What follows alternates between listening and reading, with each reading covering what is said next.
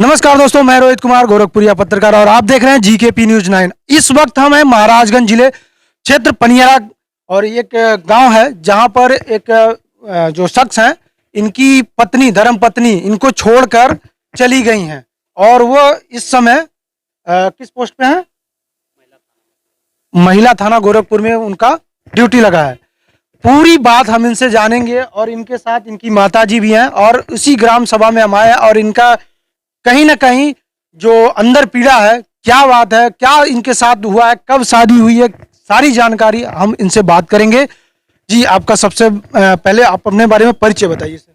मेरा सर ग्राम सभा गेवना पोस्ट कमासी थाना पनेरा जिला महाराजगंज के हम निवासी हैं। नाम विजय कुमार गौड़ है जी।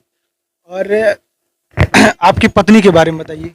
हमारी पत्नी जो है गोरखपुर महिला थाना में रहती हैं, ड्यूटी करती हैं। ड्यूटी वहाँ से चेंज करा करके दूसरे थाने पे कहीं चली गई हैं।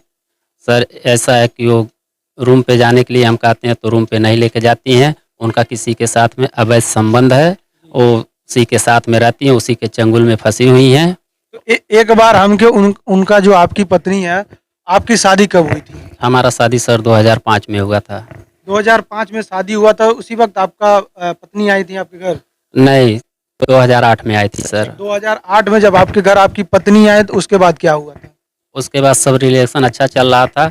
उसके बाद यही 6 साल के बाद से जो है कि इनका सही दिखाव बर्ताव नहीं मिला मुझे देखने को। नहीं, तो मुझे ये बताइए, जब 2008 में आपकी पत्नी आती हैं तो आपने कब कैसे पढ़ाया लिखाया, इसके बारे में? सर मैंने अपना खेती बेच करके पढ़ाया लिखाया, नौकरी भी लगवाया। जैसे हर दफ़े पैसे मांगते गए ससुराल से, उतना उतना हम पैसे देते गए। जी। और आप क्या पढ़े लिखे हैं?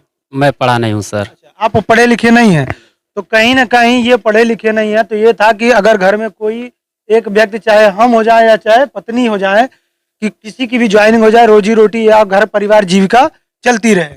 जी। हमने उनके इतना किया कि मैं सोचा कि अच्छा पढ़ा लिखा देंगे, घर में मान लीजिए नहीं नौकरी है, हम नहीं पाए, हम नहीं पढ़े लिखे, तो कम से कम वो पढ़ी लिखी हैं, उनको हम नौकरी लगवा दें। जी, तो आपने कब पढ़ाना लिखाना शुरुआत किया?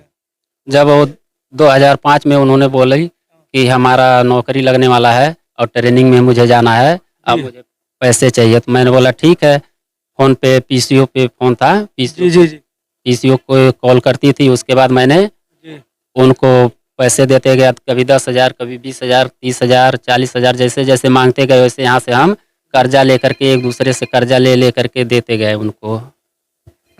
तो इन्होंने अपना खेत भी बेच दिया, खेत भी जो भी था दिया, सब कुछ पैसा वैसा सब ने आपने दिया? पैसा दिया, 2 मंडा खेती भी बेच दिए थे सर। अच्छा, उनको पढ़ाने के चक्कर में नौकरी। एक बार अपनी पत्नी का जो नाम है पूरा, उनका जो मायका है, उनके बारे में हमको थोड़ा बताइए दर्शक।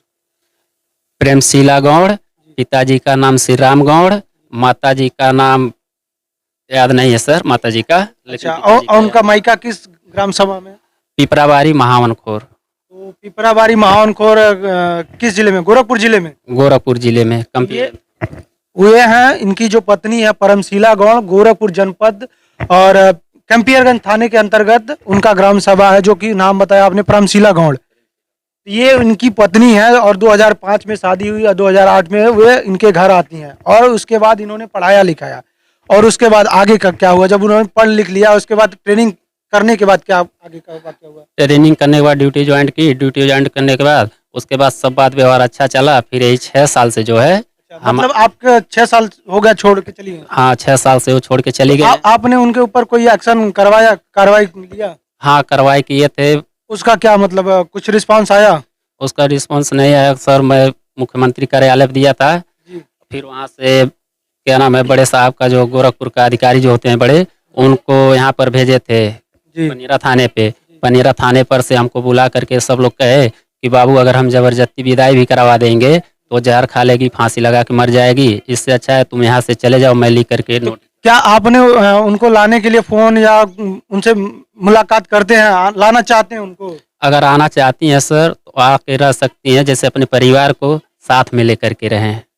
तो ऐसा नहीं हो सकता, ऐसा नहीं कहीं है कि जो उनके साथ अगर कोई नाजायज संबंध में है तो कहीं दबाव देता हो कि आप ना जाओ, ऐसा कुछ है कोई वाकया? हाँ सर है।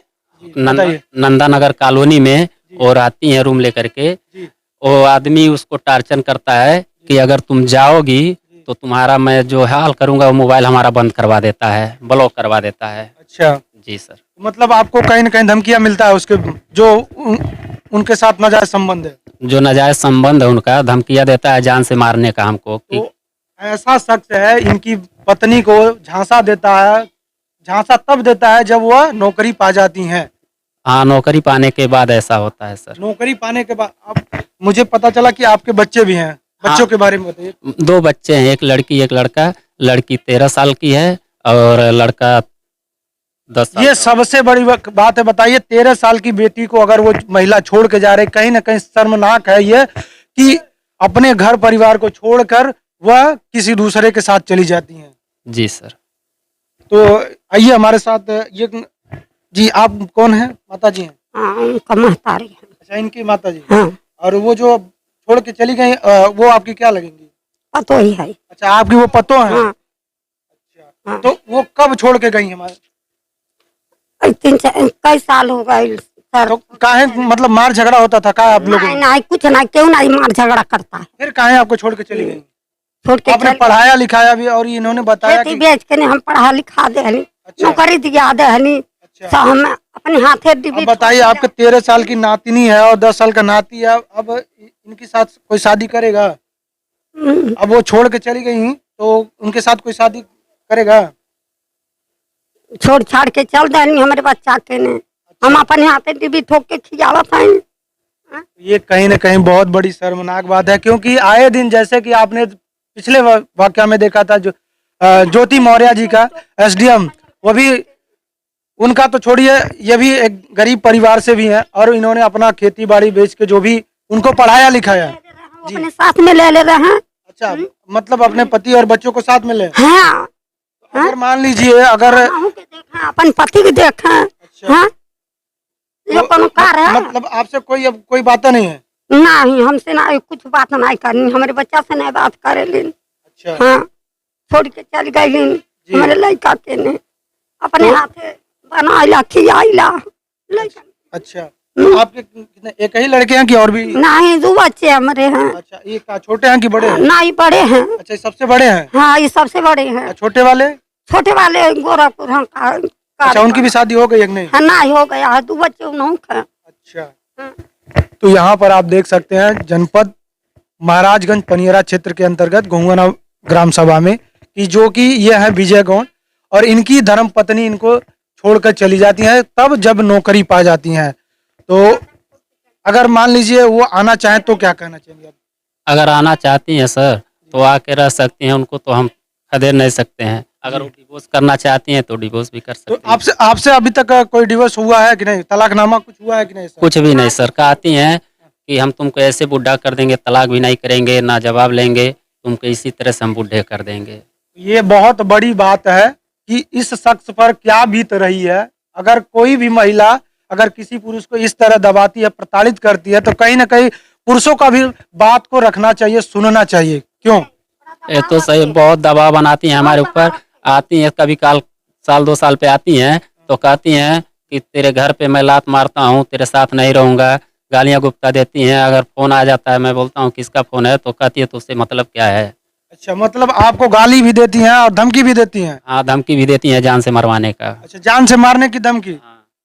बताइए, इतनी शर्मनाक है। एक तो पहले उन्होंने गया, फिर इनको जान से मारने की धमकी और तलाकनामा भी नहीं हुआ। नहीं हुआ सर। कहती हैं हम तलाकनामा देंगे नहीं, तुमको इसी तरह से बुढ़े कर देंगे, तुम्हारा जीवन ऐसे व्यस्त कर देंगे। तो आप सरकार से क्या कहना चाहते हैं? सरकार से क्या हमको सरकार से हमको यही मांग है कि हमको न्याय चाहिए सर, किसी तरह से हर हाल से हमको न्याय चाहिए, तो उनको ड्यूटी से बैठाया जाए। उनको ड्यूटी से बैठाया। अच्छा, तो ये विजय गौड़ है जो कि अपनी पत्नी के लिए उन्होंने बर्खास्त का मांग कर रहे हैं, या तो हमको साथ में रहें या परिवार के साथ में जुड़े, नहीं तो उनके बर्खास्त की जाए। और उनका डिवोर्स भी नहीं हुआ, कहीं ना कहीं वो धमकियां भी दे रही हैं।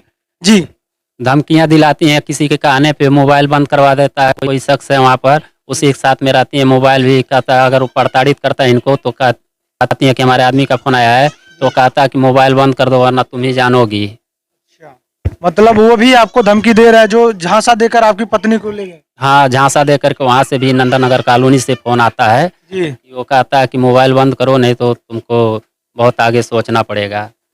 जी सर। तो हमारे साथ थे विजय गौड़ जी।